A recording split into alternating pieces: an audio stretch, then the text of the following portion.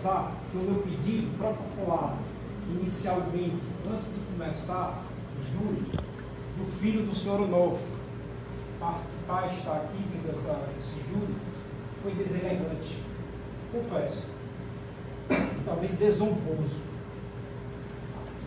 mas só que essas crianças, embora a defesa alegue ficariam traumatizadas se vissem o pai daquele estado, já estão traumatizadas desde 2017. Tiraram ele da sociedade apenas pelo disse-me-disse. Porque o senhor Sebastião, agora o depoimento do Ministério Público está postado, é um senhor de 83 anos de idade. Eu quero reconhecer que esse senhor Sebastião não tinha como perceber 4 pessoas conversando sobre a possibilidade de matar o seu filho. E se mesmo assim os 4 estiverem conversando sobre a possibilidade de matar o seu filho, como consta nos autos, eu queria saber também o que é que esse homem tinha de importante para fazer. Porque eu não sou pai não. Mas se eu fosse pai, se eu visse, enxergasse que o meu filho está em perigo, a primeira coisa que eu fazia é a delegacia. É a delegacia. De outro modo, gostaria de conversar com vocês sobre a necessidade de provas ao acusar alguém. Por mais que vocês, eu tenho fé que isso vai acontecer, absolvam aquele homem, ele já está condenado. Ele já está condenado como ex-detento. Como se não bastasse, a filha dele lá fora chorando é condenada como a filha de um ex-detento. E vocês sabem que é realmente um tormento. Eu nunca passei na pele, mas tem um familiar que passou pela pele. E até hoje não consegue emprego, e até hoje não consegue ressocializar. A prova de acusar alguém é uma necessidade do Estado. Essa ruma de advogado que vocês estão vendo aqui, eu não posso chegar na UPA de Aracati e solicitar quem foi que entrou e quem foi que saiu de 8 horas da manhã a 10 horas da noite, qual a cor, qual o sexo. O Ministério Público pode. Tem um poder do Estado para isso. Então, se encontraram 2 provas, que segundo o próprio Ministério Público foi o motivo da morte do senhor Antônio, porque não coletaram a digital. A digital de uma pessoa que matou o senhor Antônio foi jogada no ralo e ninguém sabe o porquê. Inclusive, a gente protocolou também, na semana retrasada, o pedido do senhor Sargento Wagner, está presente aqui nessa ocasião, e honrosamente também o Ministério Público interferiu e Vossa Excelência também. Que foi um erro, realmente, a gente pediu que o protocolo esteja errado. Mas, gente, o senhor Sargento Wagner estava no local, disse que tinha uma arma do crime na casa do Ezequiel. E já o relatório final disse que estava na casa do Cosmo. Eu peguei esse processo um mês retrasado, porque um familiar daquele rapaz ali entrou em contato conosco, desesperado, porque era o único que estava sem advogado. E o que estava sendo julgado aqui é a vida daquele rapaz, perguntando se tinha como eu entrar nesse processo. Em 3 semanas, eu percebi que haveria incoerência. Será que o Ministério Público não mudou isso, não? Porque é um fato. Será que o Ministério Público não percebeu o simples fato de colher digital? Provavelmente, porque eu não estou negando que o Antônio morreu. Ninguém aqui negou. Eu estou dizendo que não tem provas de que foi o Onofre que fez. E muito menos outros. O que tem contra o Onofre é um preconceito social instaurado por parte da acusação de querer condenar um mundo que já tem antecedentes criminais. Agora fica muito bonito. Se eu cometer um crime no centro de Aracati, é só entrar em contato com o delegado, rastrear os 90 quilômetros ali da área, saber quem tem uma passagem pela polícia e condenar o rapaz. Pronto. Desse jeito é muito fácil. Sabe por que fizemos isso? Porque era um povo negro, da favela, que fica muito confortável em fazer isso. Muito confortável. Então o que a gente está julgando hoje aqui não é a liberdade desses 4 rapazes, e muito menos do senhor Onofre. O que a gente está julgando aqui é a possibilidade do Estado fazer o que quiser inclusive tiraram vocês dos seus lares, pelo disse-me-disse. E o senhor, repito, de 83 anos de idade, que ele comentou em depoimento, tanto na audiência de instrução, quanto na delegacia, que ouvi e vi os quatro comentando da possibilidade de matar o filho dele. Meu irmão, ao caminho desse 9 de julho, estava conversando com meu namorado sobre a gente jantar ao sair daqui. Eu conversei com ela pessoalmente e também conversei com o celular. E aí, meu amigo, vai dar certo? A gente vai fazer aquele peixezinho que era puxado? Se os quatro estavam conversando em matar o Antônio, por que não pegaram o telefone dele e visualizaram se haveria alguma mensagem vinculada à morte desse rapaz? A gente não estaria debatendo isso, não. Eu gostaria de lembrá-los que desde 2017 esse senhor está longe da sua família. Desde 2017. Talvez se tivesse feito isso, nem aqui ele estava. E pior, a filha dele estava com o pai dentro de casa. É uma situação que infelizmente eu não gosto nem de citar.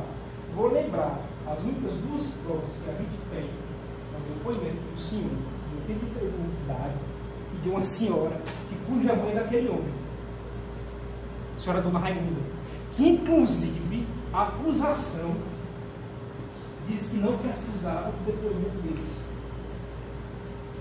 Ela falou. A gente ouviu isso aí. Não preciso do depoimento deles. Não preciso interrogá-lo. A Dona Raimunda Lúcia, ela teve um pressentimento muito interessante. O pressentimento de saber que um homem, que o senhor Antônio iria morrer e seria encontrado na fossa do seu Cosme. Ela não teve o pressentimento de que haveria uma morte. Ela não teve o pressentimento de que haveria um corpo dentro de uma fossa. Ela disse: o senhor Antônio foi morto, o senhor Onofre matou, o Ezequiel matou e está na fossa do Cosme. É uma certeza que a gente tem que colocar em dúvida. Porque se o único depoimento que a gente tem é esse, ele é muito fragilizado. Que hora nasceu esse depoimento? Esse pressentimento? Foi de manhã? Foi de noite? Como é que ela sabia em que esse detalhe da situação? Ela estava lá? O senhor Joel, como se não bastasse, informou em depoimento policial que não era apenas Onofre, mas todos na localidade queriam a morte de Antônio. Todos na localidade queriam matar Antônio. Todos quem? As testemunhas. Engraçado. As testemunhas tinham a intenção de matar o Antônio. Ele falou ali. Não repeti, não faz instrução, mas ele falou. E a pergunta é: o que as testemunhas estão fazendo desse depoimento se não sendo investigadas? Porque era para haver investigação. Quando o Estado falha,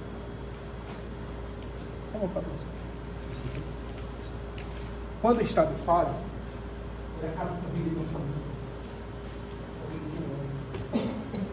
O suposto motivo da morte do Antônio foi uma acusação, não por roubo, mas por furto, porque foi praticado por aquele homem. Gente, eu queria explicar para vocês que tem um flagrante delito e tem uma investigação. A investigação é isso que foi protocolado agora. Se ouviu alguém que viu, ou que ouviu, chamaram as pessoas e prenderam erroneamente? Sim, eles prenderam. Já o flagrante delito é o seguinte: o doutor Diego estava na rua 25, estava armado, roubou o doutor Roberto, e na rua 26 a polícia militar enquadrou ele. Isso é um flagrante. Como é que tinha possibilidade de um flagrante delito haver acusação do senhor Antônio contra o senhor Onofre? Como se não bastasse, embora isso não esteja em debate, ele já tem uma parada de soltura. Está aqui reconhecido na justiça que o furto que foi imputado, ele já está solto. Ele já está solto. A presunção de inocência permite a gente debater sobre a possibilidade de prender alguém após a necessidade do trânsito julgado. Eu volto, sinceramente. Eu peço desculpa à doutora Vanisa, porque eu clamei para a criança estar aqui vendo o pai dela sendo julgado. Julgado não por ele, por vocês. Eu estava desesperado ao chegar ali fora. Eu conversar com a criança, eu soube que ela nunca tinha visto o pai dela. Imagine a lembrança que ela vai ter do pai dela daqui a 10, 5 anos. Eu fui visitá-lo naquela penitenciária por ausência do Estado. Eu repito e repito, se o Estado tivesse pegado as digitais, coleta de digital, a gente não estaria debatendo aqui.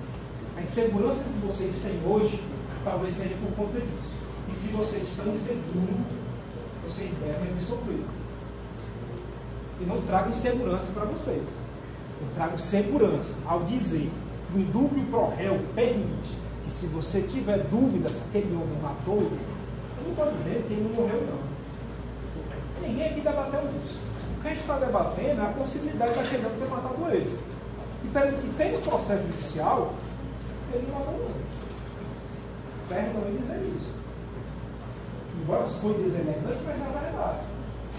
Ele não matou aquele rapaz.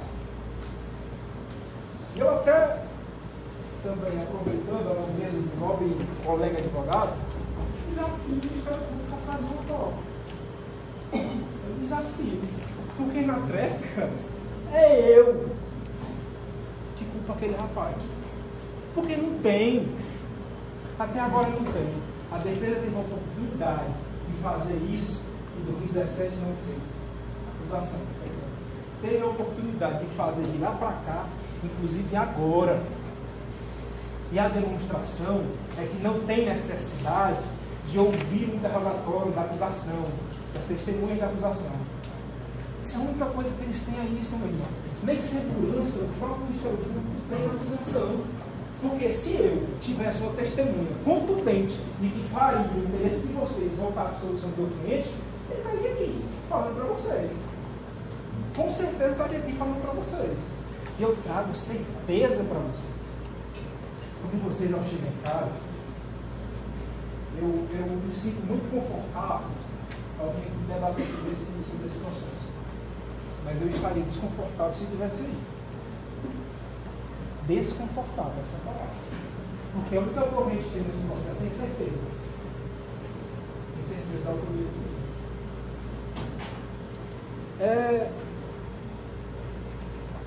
Outro ponto chocante, eu gostaria de comentar. Tem 4 réus. 4. Um réu. O corpo foi encontrado dentro da roça. O outro réu, a arma que estava na casa dele. O seu Joel informou detalhes sobre o falecimento daquele homem. O que é que tem sobre o nome? Vamos ser sinceros. O que é que tem sobre aquele homem ali? Não tem nada. Não tem nada. Tem apenas a incompetência do Estado ao tentar promover e dar uma resposta social e condenar aquele homem porque envolve, repito, ele é negro, é um pobre e é da favela. Por isso que fica confortável fazer isso. Mas olha, aqui, o rosto de vocês. Trouxe esse espelho para vocês verificarem o rosto de vocês. Porque ao sair daqui, amanhã vocês não olham no espelho, não. E se vocês caírem na persuasão do Ministério Público em condenar o homem sem provas, amanhã eu tenho certeza que vão ter vergonha de olhar no espelho. Então não façam isso. Não façam isso. E se vocês tiverem a mentalidade de bandido bom e bandido morto, clamem pela vida daquela criança que está lá fora, chorando aos prantos. E se não fosse a benevolência do doutor Diogo, só viria o pai dela daqui a 5 anos, talvez 20. Pensem e repensem. Se tiverem dúvidas, devolvam esse homem à sua família. Porque por mais que vocês devolvam, por mais que ele saia daqui absolvido por esse erro demonstrado no Estado, a vida dele já acabou. A vida da família dele acabou. Eu estou evitando você de pagar a terapia. Porque a acusação daquele homem ali não tem nenhuma prova contundente, a não ser 3 depoimentos. Senhor de 83 anos de idade e uma senhora com cujo pressentimento nasceu do Senhor, que é a mãe dos céus. Mãe de um dos céus. Pensem e repensem. Eu tenho pouco tempo de palavra, mas eu utilizei o meu tempo para trazer o processo todinho para vocês. Porque o que eu quero é dar uma certeza de segurança. Porque não tem coisa pior no mundo do que o ser humano fazer as coisas com insegurança. Então, Senhor dos jurados, eu agradeço a oportunidade contigo. Como falo de pouco tempo, que é pouco tempo que eu tenho. A gente tem 4 advogados ali para falar de defesa, tanto do senhor Novo quanto do senhor Ezequiel. Mas, antes de fazer aquele voto, o voto que vai decidir a vida de uma família, repense um pouquinho no coração. Porque a gente teve a oportunidade, não fez, não foi porque não tem capacidade, foi porque não quis. Ou vocês duvidam que se fosse um homem rico, empresário, não haveria digitais? Se tivesse uma banca de advogados, enormes juristas, defendendo o Onofre, porque ele seria rico, haveria a possibilidade e interesse de demonstrar prova contundente, a não ser o que isso me disse. Que inclusive não vale nem levar em consideração, porque nem aquele estava e o depoimento é contraditório. Porque você lembrar, meu irmão, depois de 5 anos, o que cada um disse, que ele lembrou no dia do fato, ou do suposto fato, 2017, e depois na audiência de instrução, pelo menos ele deu 12 vezes, ele lembrava de tudo. Como é que pode, meu querido? Só não lembro o que eu comi ontem. Esse senhor de 83 anos de idade lembra disso. Eu acho que a idade é mais elevada. E não basta a gente ser expert em biologia. Porque a gente sabe que o cara que tem mais de 80 anos de idade não dá nem para ouvir nem para escutar direito. Eu quero uma parte. Pois não. Só para esclarecer. Doutor, só finalizando. Não, é importante, doutor. Eu quero uma parte. Só para esclarecer, o seu Sebastião, na época dos fatos, não tinha 83 anos. Ele tem 83 anos hoje. Só para ficar bem claro. Obrigado. Obrigado, doutor. De onde tem o processo tem dificuldade fisiológica, a pessoa tem. Evidentemente. Então, acho que a consciência de vocês não deve mudar por ser pessoa minha, uma pessoa tão experiente, né, representante do Ministério Público. Vou passar a palavra agora para o doutor Roberto, o amigo sócio, está comigo carregado há vários tempo. Peço novamente, entregue aquele homem na vida dele, ao filho dele, que perdeu a mulher, está lá dentro da prisão e fez um curso de especialidade, que na própria decisão, o julgamento relacionado ao furto, o juízo reconheceu o Estado errou na acusação.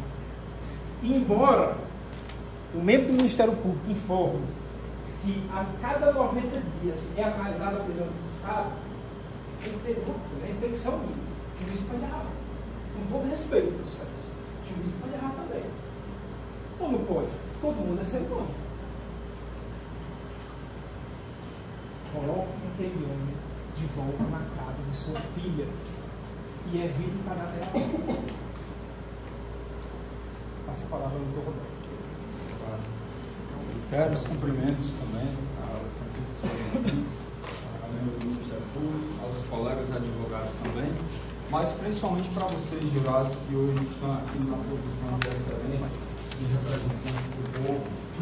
Mas eu peço o mesmo ouvido que vossas excelências dedicarem ao Augusto Neto, ao senhor Leonardo, a representante do Ministério Público e ao meu querido sócio, doutor Diego Oliveira também, que dediquem também esse mesmo ouvido a mim. Por quê? Porque eu peço, primeiramente, que vossas excelências assimilem o significado de duas palavras. Não sou eu que estou dizendo, é o dicionário.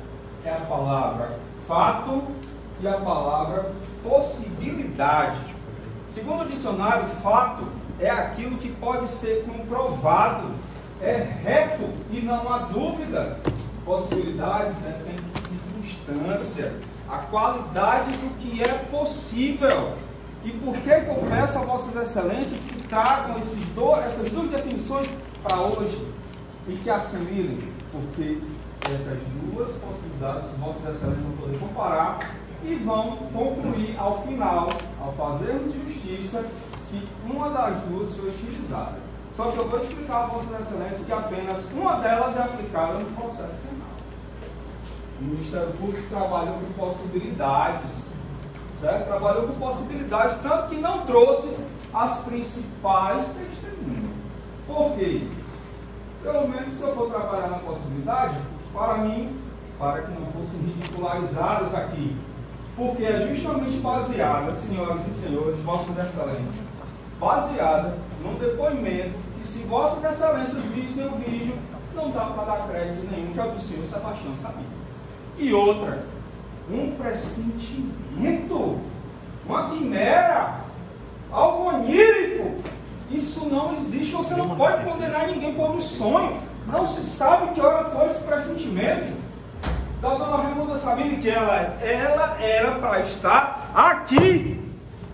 Vocês tinham direito de escutá-la. E a promotora de justiça não permitiu, porque dispensou. Então vocês têm o direito, que se sabe aqui realmente, é que temos uma vítima. O senhor Antônio César Laureano, certo? Foi morto.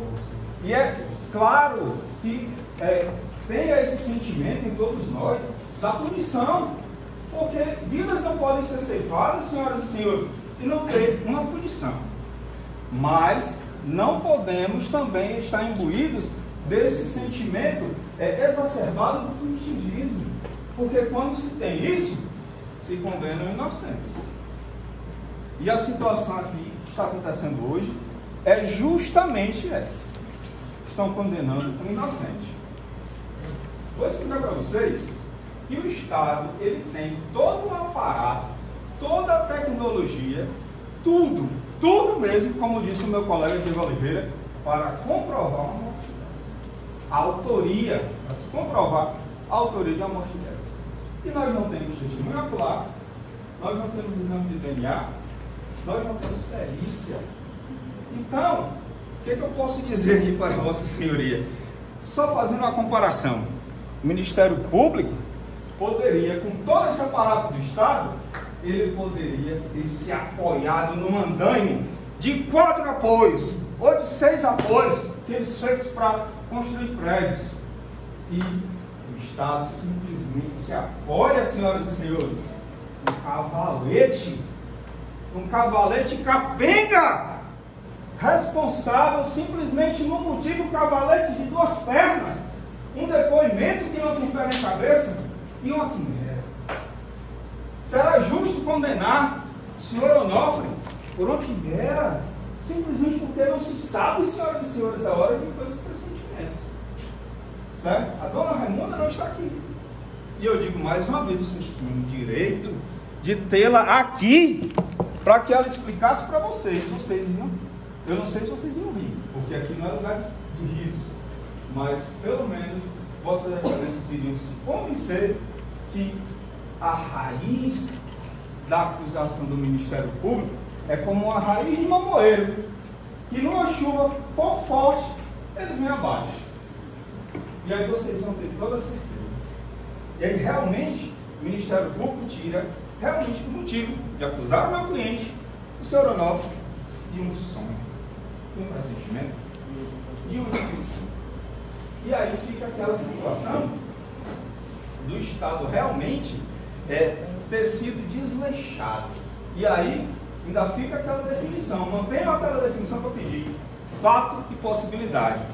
Eu posso até usar um pouco da minha ousadia e dizer que neste processo só tem 3 fatos. Vocês podem até depois enumerar mais para mim, me corrigir. Mas o primeiro fato é que houve uma morte, homicídio. Dissuade possibilidades? Não. O senhor Antônio César Laureano está morto. Certo, senhoras e senhores?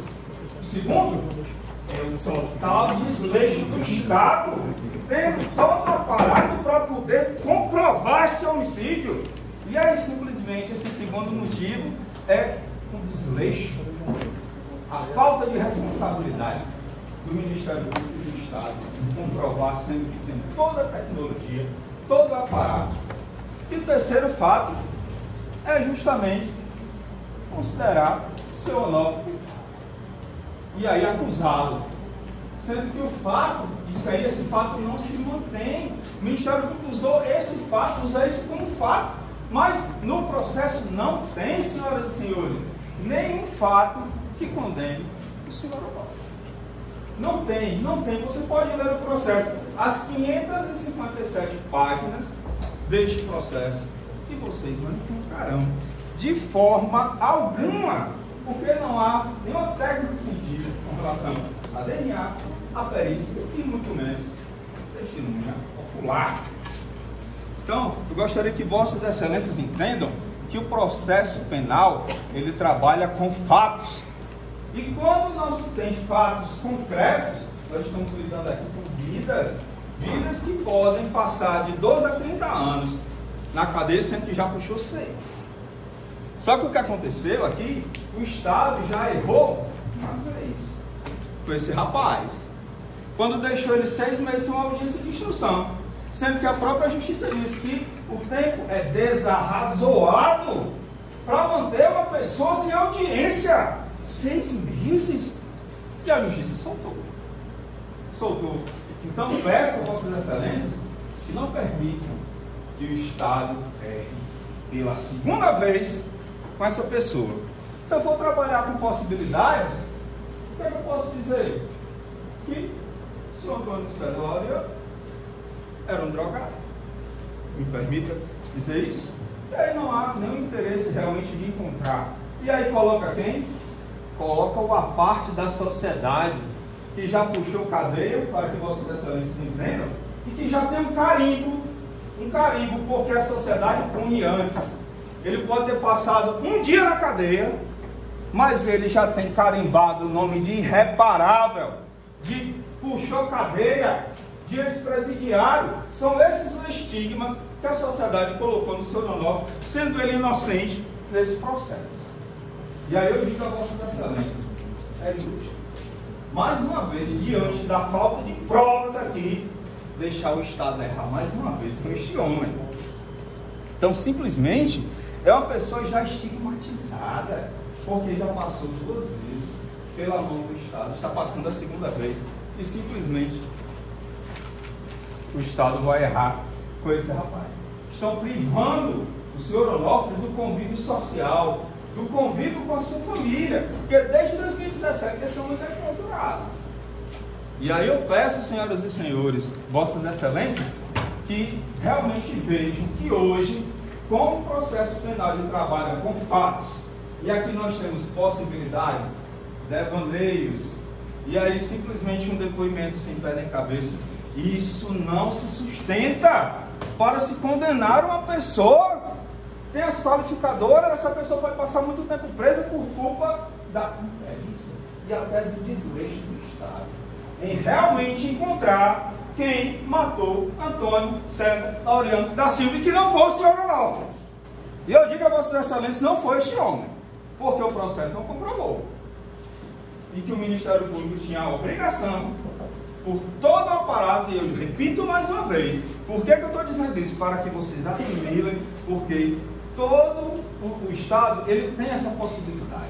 Como o meu colega falou, se eu pedir no hospital um laudo, ou até uma folha de ponto, eu não terei. Mas se o Ministério Público pedir, se a polícia pedir, vai ser entregue de mão beijada, sem nenhuma requisição.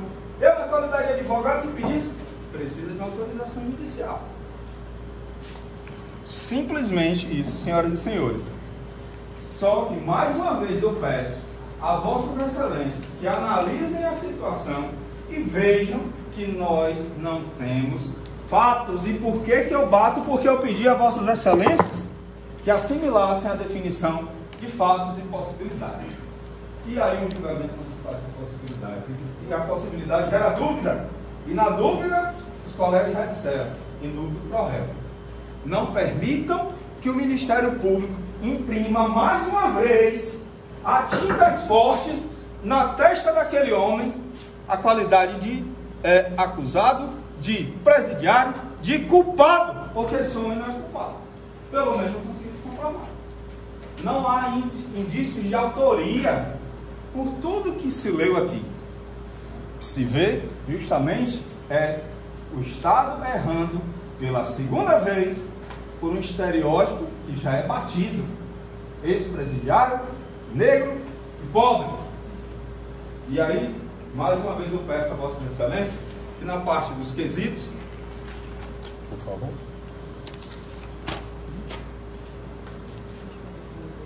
o jurado absolve o acusado. Se espero que Vossas Excelências digam que sim na primeira série. O jurado absolve o acusado também de ocultação de cadáver? Também espero que sim. Porque eu digo que sim, porque o Estado não conseguiu comprovar. E este homem é inocente porque o Estado não conseguiu comprovar, porque esse homem não participou desse crime. E aí, mais uma vez, eu peço a Vossas Excelências, rogo a vocês, para que durmam tranquilos hoje, seguindo, e não deixem a dúvida, porque aqui ficaram várias dúvidas, porque não foi permitido a Vossas Excelências escutar justamente as testemunhas que deram supedâneo ao Ministério Público. O Ministério Público dispensou. E eu digo mais uma vez que vocês tinham o direito de escutá-los. Respeito totalmente a idade do seu Sebastião, mas a dona Camila Lúcia era para estar aqui, que vocês já escutassem. Enfim, Excelências, peço mais uma vez que, na hora, que absolva este homem, que devolva esse homem para o convívio familiar e para o convívio social, porque nada aqui, nessas páginas, comprovaram a autoria deste homem. O senhor Onofre.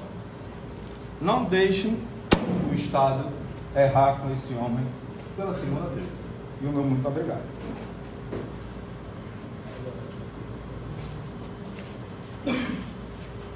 Boa tarde. Boa tarde a todos que estão presentes aqui nessa sessão. Primeiramente, gostaria de saudar o nobre magistrado, a promotora de justiça, e também toda a bancada de defesa que estão aqui presentes. Por último, eu gostaria de cumprimentar individualmente cada um dos senhores que estão aqui presentes nessa sessão de julgamento. Eu não vou cumprimentar os senhores mais uma vez, sim, o tempo é curto. Agora eu vou ser direto. A minha bancada de defesa, que tem 5 advogados, escolheu defender aquele cidadão ali de branco, porque nesse processo não existe prova. O que existe são indícios. Eu li esse processo página por página. É um processo recheado de irregularidades. É um processo que não possui provas. É um processo que se baseou somente em versões descabidas. Antes de ir para a parte principal, eu vou explicar para os senhores o que aconteceu lá na fase policial, lá na fase da investigação criminal, a fase policial. Foi requisitado pelo delegado de polícia a realização de uma perícia biológica.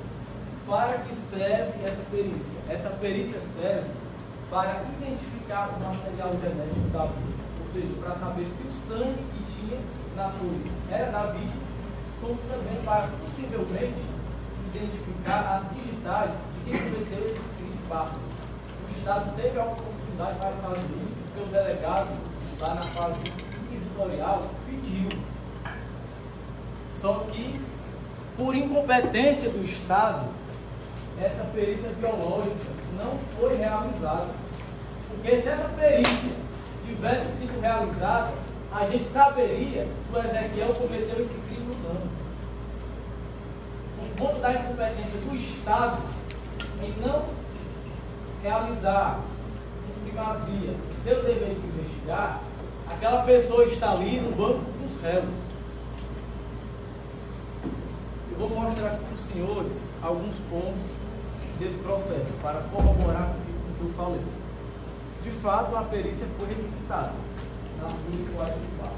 Porém, no próprio relatório da perícia, hoje em 63, tem constante que a perícia não foi realizada. Ou seja, passou dias e dias e dias sem sequer essa perícia ter sido realizada.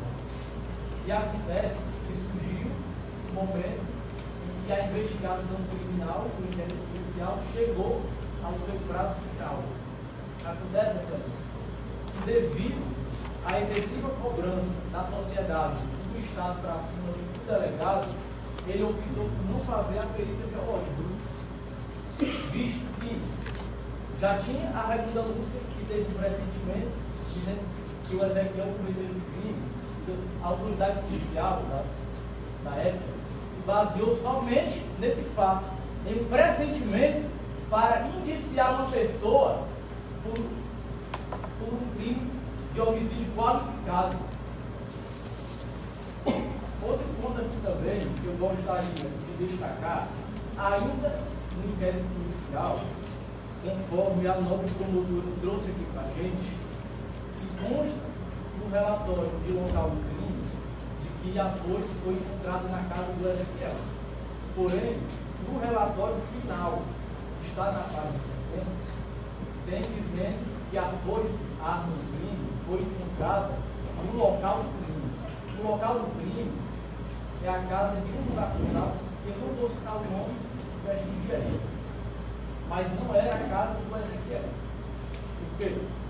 Um documento diz que a foice foi encontrada na casa do Ezequiel, que é perto do local do crime. Mas o relatório final diz que a foice foi encontrada no local do crime. E conforme eu falei aqui, não vou citar o nome de quem é a casa, por questão de ética da princípio. Agora, eu vou chegar ao ponto principal desse processo, que é a prova testemunhal. Como é que esse cidadão aqui foi parar no banco dos réus? Uma senhora, chamada Raimunda Lúcia, foi na delegacia, disse que teve pressentimento de que mataram o seu irmão Antônio César, que o corpo do mesmo foi jogado em uma fossa. A Raimunda Lúcia, do nada, disse que quem cometeu esse crime foi o Ezequiel do Almoço, enquanto sequer citou o seu irmão Cosme e nem o seu filho Joel.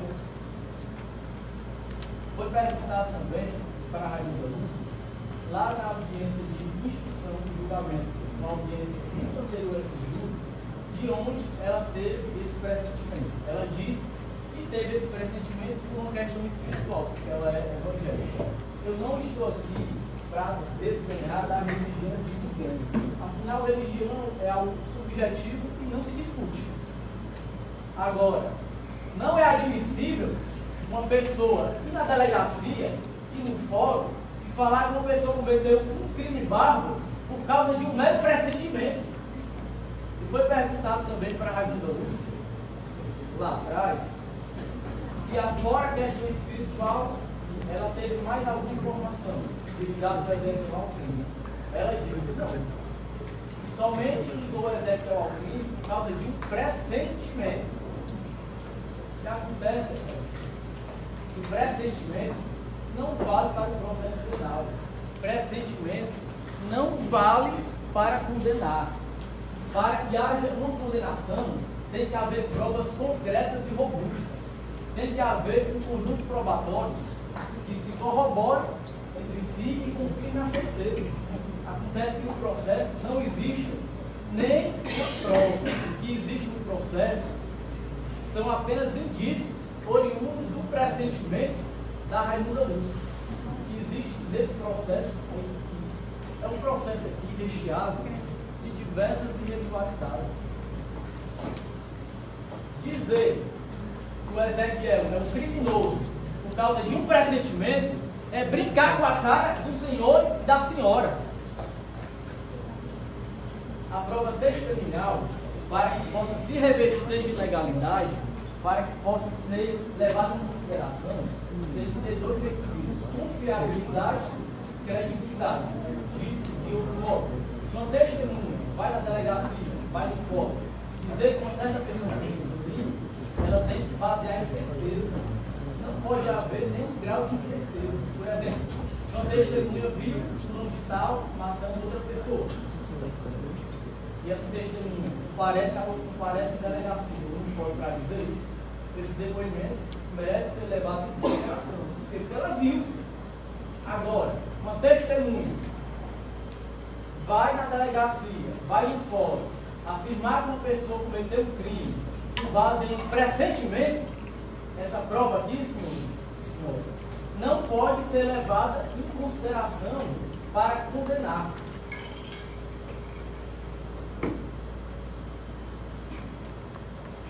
É muito chato. Aliás, eu falo com os senhores, eu aposto que no contexto da vida social de vocês, alguns de vocês já foram acusados injustamente. Não por um crime, mas por qualquer besteira, por qualquer fato. É chato a gente ser acusado por algo que não cometemos. É uma situação muito chata. Agora imagine estar preso há mais de 6 anos por um crime que você não cometeu. O Ezequiel, aquele cidadão ali, antes desse crime, era o pai de família. Tinha esposa, tinha filhos.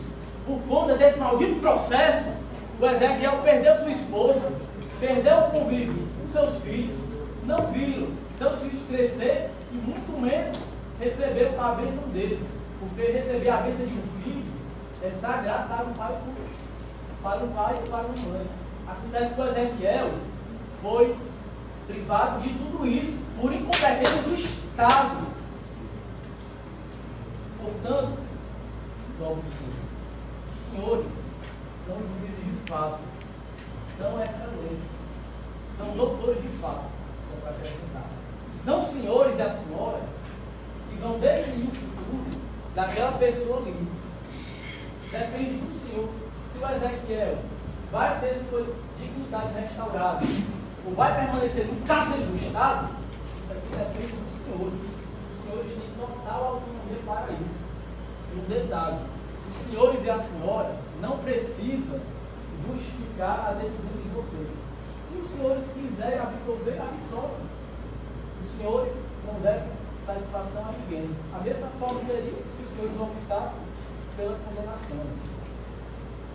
A promotora, durante a sua peroração, criticou duramente o Ezequiel por ele ter chorado.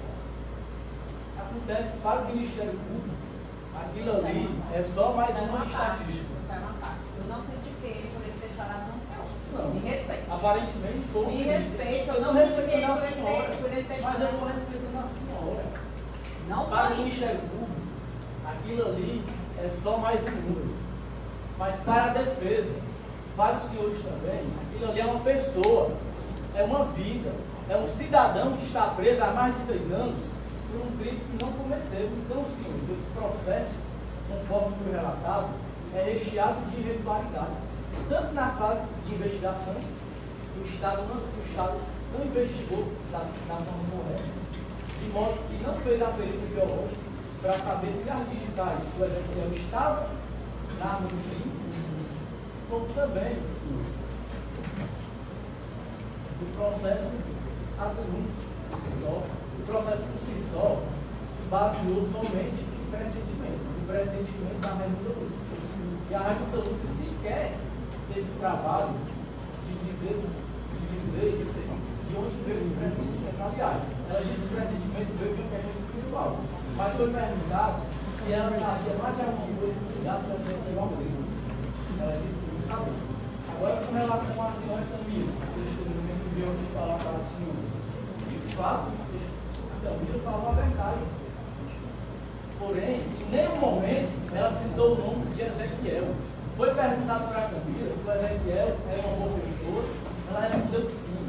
Foi perguntado para a Camila se o Ezequiel tinha algum problema, também ela afirmou que sim.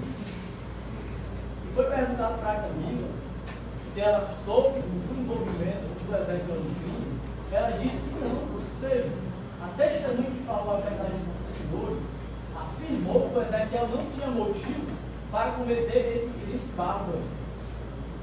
Agora, com relação à motivação do crime, que é o que permeia todo esse processo.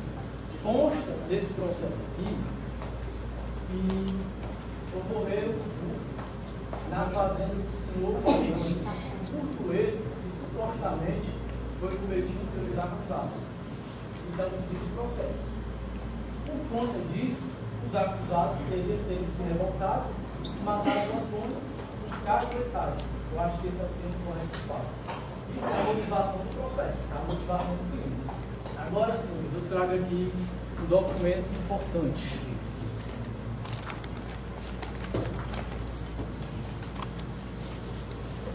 Está na folha 69.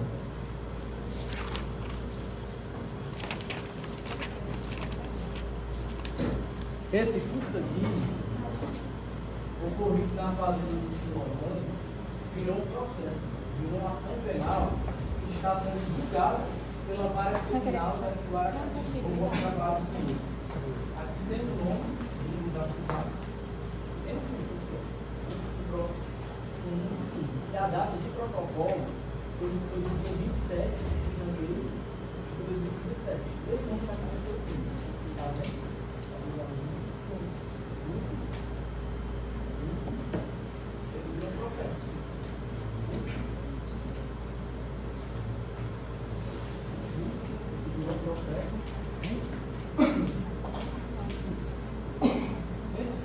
Seria a motivação do crime, ele virou um processo. Agora eu vou mostrar para os senhores a certidão de antecedentes penais do Ezequiel. Está na folha 68. Antes de mostrar esse documento para os senhores, eu vou só esclarecer uma coisa. Todo processo que uma pessoa responde, mesmo que não tenha sido julgado, vai para a certidão de antecedentes criminais. Vamos olhar agora a certidão de antecedentes penais do Ezequiel. Ezequiel José Brasil do Nascimento. A única coisa que existe contra ele é esse homicídio que ele está sendo julgado. Agora, aqui tem isso. Você está vendo? Então, aqui não existe nenhum furto. O que existe é o crime de homicídio pelo qual ele está sendo julgado pelos furtos. Não tem furto. Aqui, ó, não existe nenhum furto. Não existe, é só esse homicídio. Aqui também sim, não existe muito.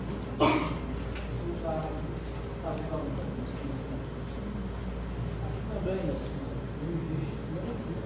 Existe dois homicídios. Aqui também não existe, né? Aqui também não existe, né? Você está visualizando? Então, excelências, eu faço a seguinte indagação. Como é que o Ezequiel vai matar o Antônio por ter denunciado o crime e sequer estava envolvido?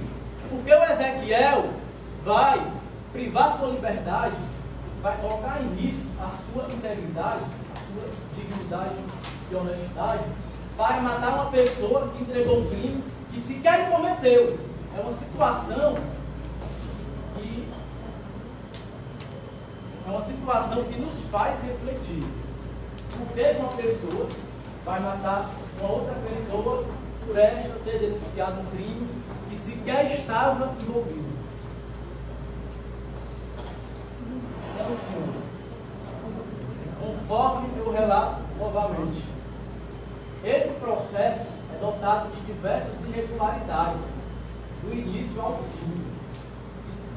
E toda essa incompetência do Estado resultou na prisão daquele homem ali, que não vê sua família há mais de 6 anos. Sabe o que é que um processo como esse aqui merece? Eu peço até desculpa para os senhores. O processo desse aqui merece ser rasgado e jogado por lixo. Por quê? Processar uma pessoa e restringir a liberdade dela por causa de uma suposição, isso é pura incompetência do Estado.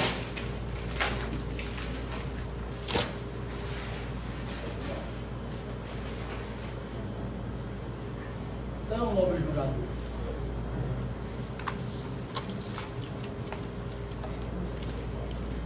a defesa é igual ao time de futebol. a defesa entra em campo de plenário para ganhar. De fato, no júri não existe vencedor. Só existe perdedor. Tanto a família da vítima, que está desestruturada, como também a família daquele cidadão ali que está preso há mais de 6 anos. Isso aqui não existe vencedor. Mas eu digo, no sentido de ganhar, porque a gente vem aqui para fazer justiça. Se aquela pessoa ali realmente tivesse cometido esse crime, nem nesse processo eu estava. Eu só estou nesse processo aqui porque eu não vi nenhuma prova apta a condenar o Ezequiel. Então, se eu estou sendo energético, se eu estou gritando muito, se eu mostrei ser uma pessoa mal educada, uma pessoa arrogante, eu peço desculpas para os senhores. Porque o que recai em meus ombros é o peso da liberdade de uma pessoa inocente, que o Estado detonou sua dignidade. Portanto, excelência, eu finalizo a minha fala, agradeço a atenção de cada um dos senhores, e agora eu passarei a palavra para o meu novo tribuno, doutor Alexandre Marques.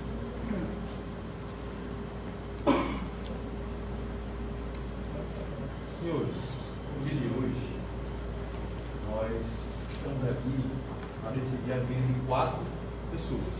4 pessoas, são pessoas, certo? E eu queria falar um pouco com vocês, eu só dar um pouco menos eloquente que os colegas que me antecederam, e aí eu peço desculpa se for muito aquém que os colegas foram, mas eu queria conversar com vocês de uma pessoa para outra pessoa, não de profissional de direito. Eu queria conversar com vocês sobre dúvidas e certezas. Dúvidas e certezas, gravem bem essas palavras. Dúvidas e certezas. Eu trouxe aqui a definição de dúvida e a definição de certeza. O que é uma dúvida? É a incerteza entre confirmar ou negar a realidade de um fato. Fato, o doutor Roberto já explicou o que é. E o que é uma certeza? Algo perfeito, indiscutível conhecimento. Dito isso, eu gostaria que o senhor Ezequiel, meu cliente, se levantasse.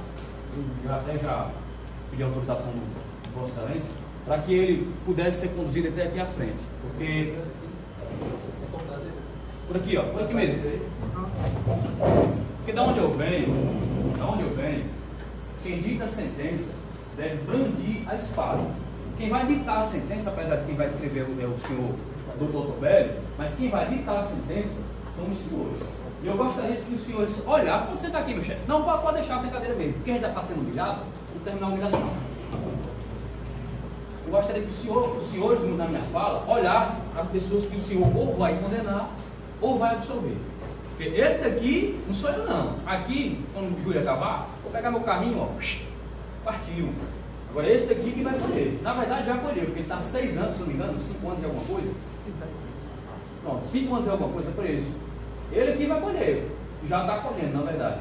A ineficiência do Estado, que é o segundo ponto que eu quero trazer para vocês aqui. Antes disso, eu quero falar sobre algumas certezas e não do processo, porque nesse processo certeza não existe. Eu gostaria de falar de algumas certezas do senhor Ezequiel. Como os senhores puderam perceber, o senhor Ezequiel era uma pessoa que trabalhava, era um pai de família, tinha 2 filhos ao tempo, não se envolveu em confusão nenhuma durante sua vida, tanto é que a questão de antecedentes criminais ao tempo que foi iniciado na Polícia Civil era nada contra, depois que foi processado, de fato, entra a acusação. Que se Deus quiser, se Deus permitir, que eu acredito na força divina, hoje ele vai ter de volta a certidão de nada consta. Era um cara trabalhador, como vocês podem ver, ele não é o monstro que o Ministério Público está tentando pintar para vocês, não. É um monstro, esse cara parece um monstro. Um cara que trabalha no presídio, um cara que se formou pedreiro lá agora, é um monstro.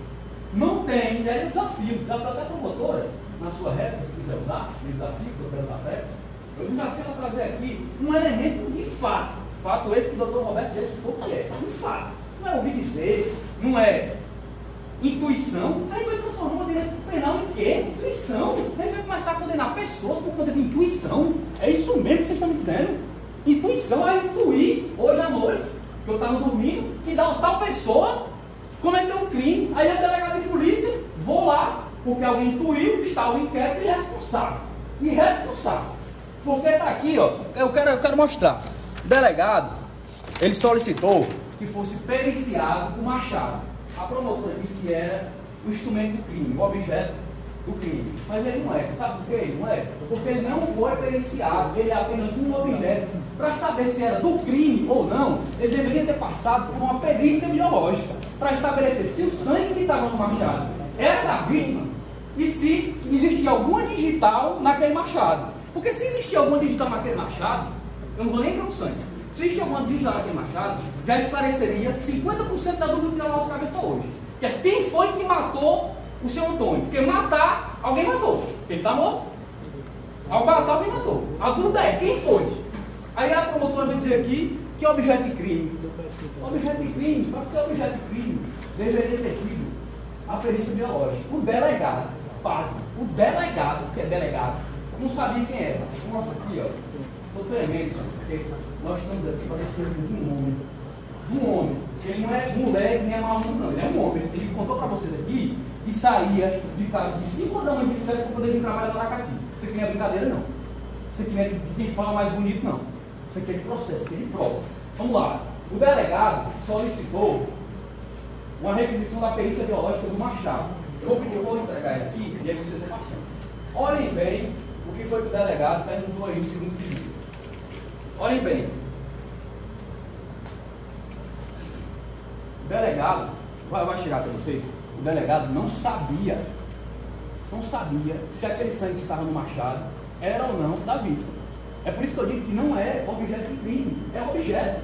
Porque se não for estabelecido o DNA do sangue que estava no machado, pode ser o sangue de uma criação, pode ser sangue de uma outra pessoa, pode ser qualquer coisa, inclusive tinta. Pode ser tinta. Porque não foi feita a perícia. Qualquer coisa vermelha agora a gente vai dizer que é sangue e vai pressentir que alguém matou alguém. Aí vai transformar o direito penal em quê? Eles estão passando aí, quando chegar os senhores, aí vocês devolvem. Mas eu vou ler aqui o relatório final do inquérito policial. O que é isso?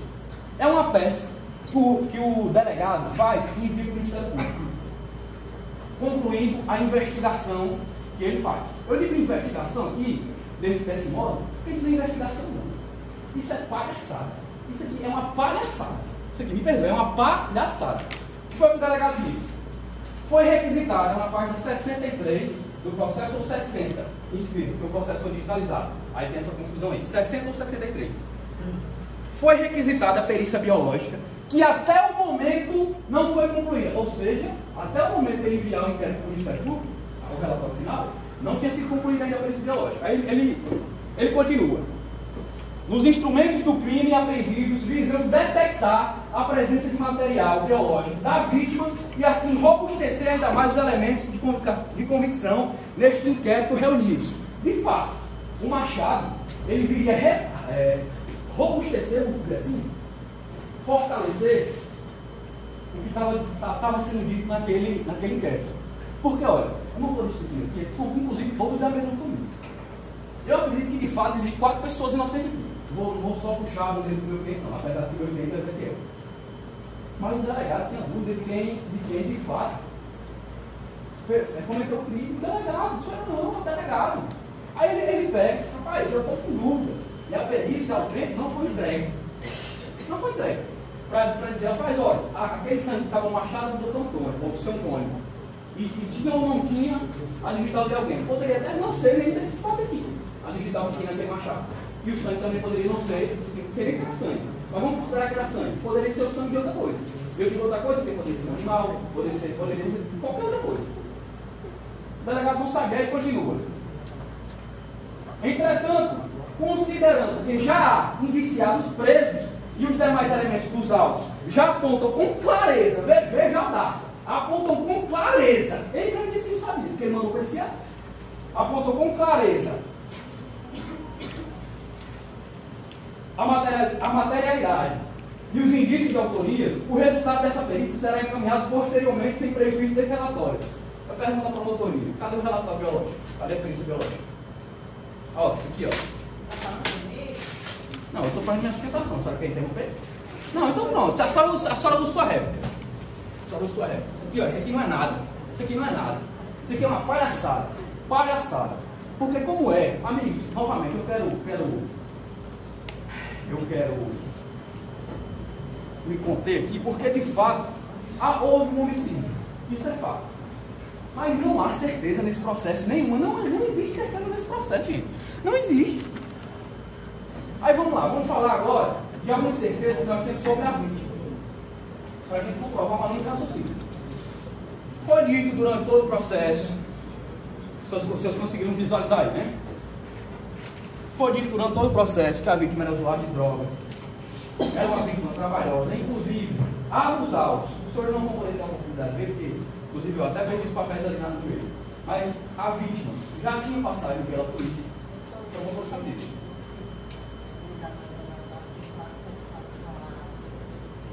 Se ela está parteando, porque se a senhora estiver parteando, eu vou pedir para que você me reporte. Sim, tá bom.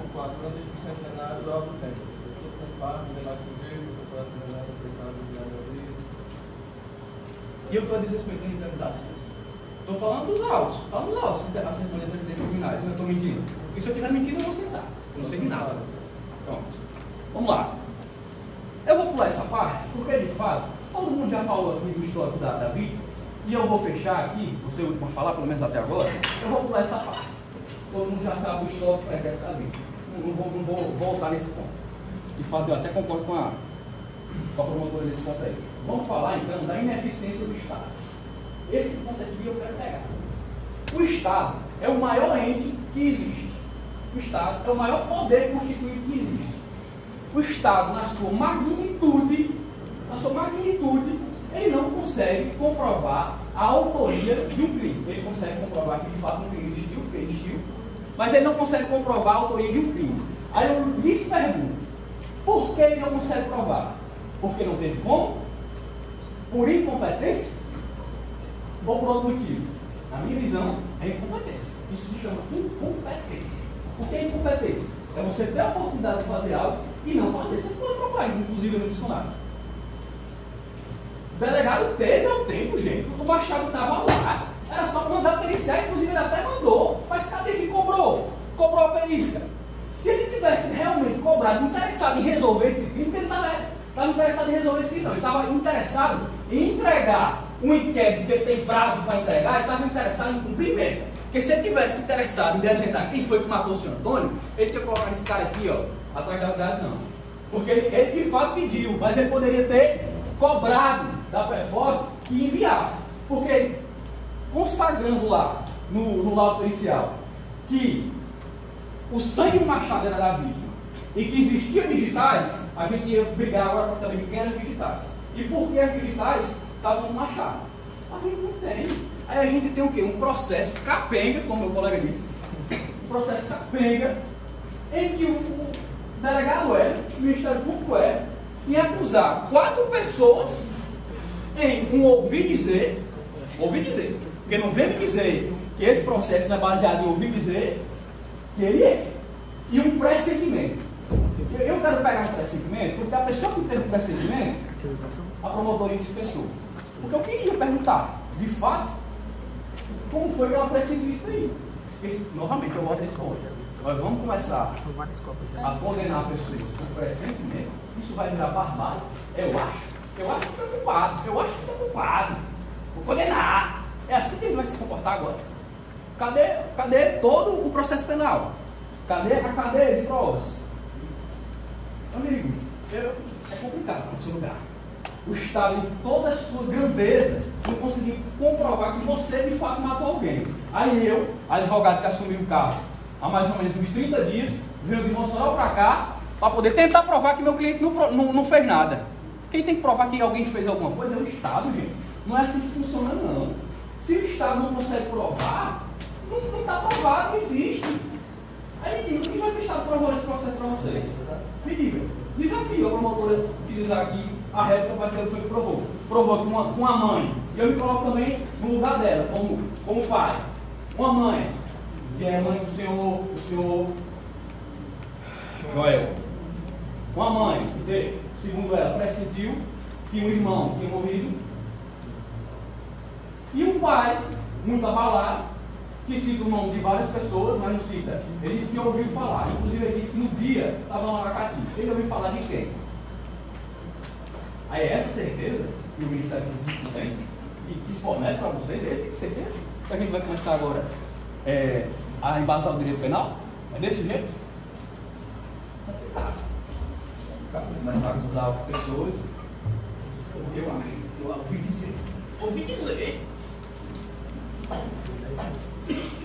Vamos lá. Sabe o que está faltando nesse processo aqui? Sabe o que está faltando nesse processo aqui? Bom senso. É o que não teve no inquérito policial, que não teve na acusação, que não teve no julgamento, que pré-júri. Ele não deveria ter se pronunciado. Não deveria.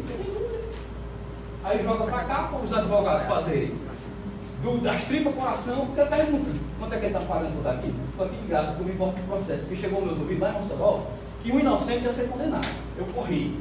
Pergunta, peraí, quanto é que ele está pagando aqui? Foi o que eu te disse lá. Ele não pode falar não, mas eu digo. Eu disse para ele que eu estava aqui no dia de hoje para garantir que o inocente não fosse para direito. Para garantir. Não sei se eu vou conseguir, não sei se eu vou conseguir tocar vocês. Mas eu disse para ele isso. Que eu ia tentar. E é isso que eu estou fazendo. Está faltando esse processo, é bom senso. Bom senso. Vamos usar a lógica. Vamos rasgar aqui o direito e vamos usar a lógica. Vamos lá. Promotoria acusa meu cliente de cometer um homicídio por contra um tio dele que denunciou outra pessoa porque cometeu um furto. Ele não foi acusado de furto. Ele nem foi acusado, ele nem foi investigado. Aí qual é a lógica de um cara que não cometeu o primeiro crime matar uma pessoa porque supostamente diz que ele cometeu o primeiro crime? Qual é a lógica disso? Quer dizer que eu jogo a minha vida no lixo para nada? Qual é a lógica? Me digam, qual é a lógica? 1 mais 1 é 2? Qual é a lógica? Por que eu estou querendo demonstrar aqui para vocês? Que existe de fato um motivo do crime, correto? Mas se o motivo do crime aqui não condiz com a realidade, o que é isso não condiz com a realidade? O motivo do crime foi a denunciação do senhor Antônio pela prática de furto. Ele não cometeu furto, nem foi indiciado, porque também poderia haver uma raiva aí pelo indiciamento. Ele nem consta no processo. E como o doutor Roberto falou, até o cliente que foi indiciado foi inocentado. O próprio cliente que foi indiciado foi inocentado pelo juiz 6 meses depois. Aí diz a promotora que foi por motivo todo, foi por planejamento. Aí o cara passa 6 meses solto, ele não foi preso. Ele passa 6 meses solto para planejar um suposto crime, para enterrar um quintal da casa dos parentes. É esse tipo de planejamento. É como eu falei. Eu estou tentando discutir aqui, é lógico. Isso faz sentido na cabeça de vocês. O Ministério Público hoje está igual ao inimigo. Veio para matar, roubar e destruir. Matar a esperança, roubar a liberdade e destruir o direito. Porque isso aqui não é direito, não. Isso aqui é ouvir dizer. Eu sou uma pessoa cristã. E eu estou pedindo para o meu cliente só uma coisa: o benefício da dúvida. Imaginemos, eu quero fazer uma analogia aqui com você. Imaginemos que os senhores têm 2 filhos. Um dos 2 filhos cometeu um crime. Um dos 2 filhos cometeu um crime, mas os senhores não sabem quem são. Os senhores têm a oportunidade de condenar um, de condenar os 2, de condenar o absolvente. Só que você só pode fazer os 2. Ou absolve os 2 ou condena os 2. Os senhores dariam o benefício da dúvida para os 2, para ter a certeza de que livrou o inocente. Ou os senhores condenariam os 2 para ter a certeza de que condenou um culpado. Porque hoje é o que está acontecendo aqui hoje. A gente não sabe quem foi o matou, porque o Estado foi ineficiente. Não sabe. E aí? Sabe também quem merecia o benefício da dúvida e não teve? Puxem aí, quem for cristão. Puxem aí. Um cara chamado Jesus Cristo. E no tempo que foi crucificado, deram o benefício da dúvida à população, e a população decidiu, sem levar em consideração o que estava sendo acusado. E decidiu ir à crucificação. E eu quero encerrar aqui com uma passagem bíblica, que não poderia ser diferente se não fosse ele. Que fala sobre o hábito de julgar os outros. Está lá em Mateus, parágrafo 7, versículo de 1 a 3. Não julguem para que vocês não sejam julgados, pois com o critério que vocês julgarem, vocês serão julgados. E com a medida que vocês tiverem medido, vocês também serão medidos.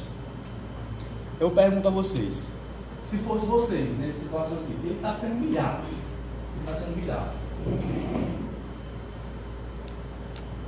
Se fosse vocês aqui sentados, vocês gostariam de ter o benefício da dúvida? Ou vocês gostariam que fosse apontado dele para vocês? E eu não estou falando aqui de que não há culpado de tudo. Há um culpado. Mas nem eu tenho como frisar quem foi. Nem a promotoria tem como frisar quem foi, e muito menos vocês. Só por um motivo: incompetência. Incompetência. Porque se o Machado tivesse sido periciado, a gente tinha uma resolução. E muito provavelmente eu não estaria aqui. Aí eu pergunto: e aí? E aí? Vocês têm segurança do que vocês vão fazer? Vocês têm segurança? Porque Jesus fala, a Bíblia fala, da mesma forma que vocês vão julgar, vocês são julgados. É sem misericórdia, é sem piedade? Vocês estão seguros para fazer um negócio desse? Jesus, que tinha certeza do que estava fazendo quando a prostituta chegou até ele, sabia que ela era prostituta, sabia que estava pecando. Ele mandou atirar a primeira pedra que nunca pecou e perdoou. E aí? Desse jeito que a gente vai começar a decidir agora? Eu acho, eu pressenti.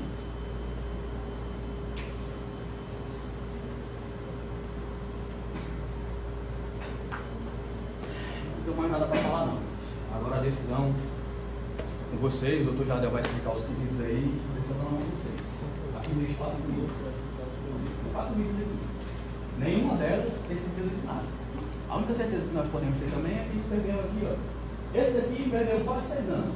Alguns perderam um pouco menos. Veja bem, agradar assim. Vamos supor que realmente tem um culpado aqui nos quadros. Deixa eu fechar isso. O Estado assume, colocou 3 pessoas na cadeia, não 5, 6 anos. Você fala do Estado. Pode ser que nem tem. E eu acredito nisso. Eu acredito que os 4 aqui são inocentes. Eu acredito. Porque quem poderia me provar o contrário não provou. Quem poderia me provar o contrário não provou. O delegado não fez, não cobrou a perícia biológica.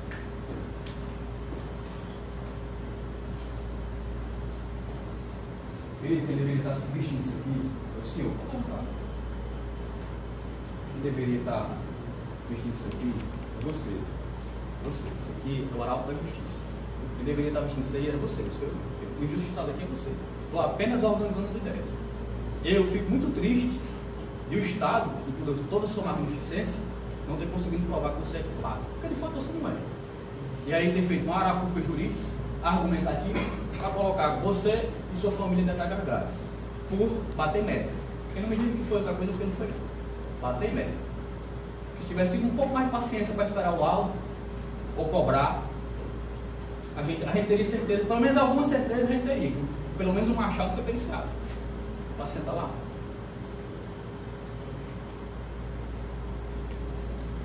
Eu encerro aqui, viu, senhor?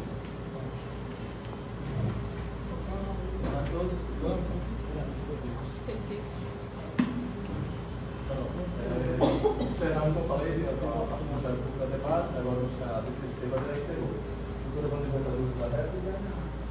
Como ela não vai fazer uso da réplica, o debate também não tem certo? Agora aí estão os quesitos. Então vocês vão dar a pausa do banheiro, aí. Eu só explicar logo, certo? A frente do banheiro, nós vamos fazer os quesitos aqui, vou passar para o doutor, é basicamente aqueles mesmo. A gente viria agora com uma sala secreta. Aliás, vou explicar para vocês como é que funciona, a sala secreta, a votação, como é, certo? Aqui a gente não tem estrutura, vamos tornar essa sala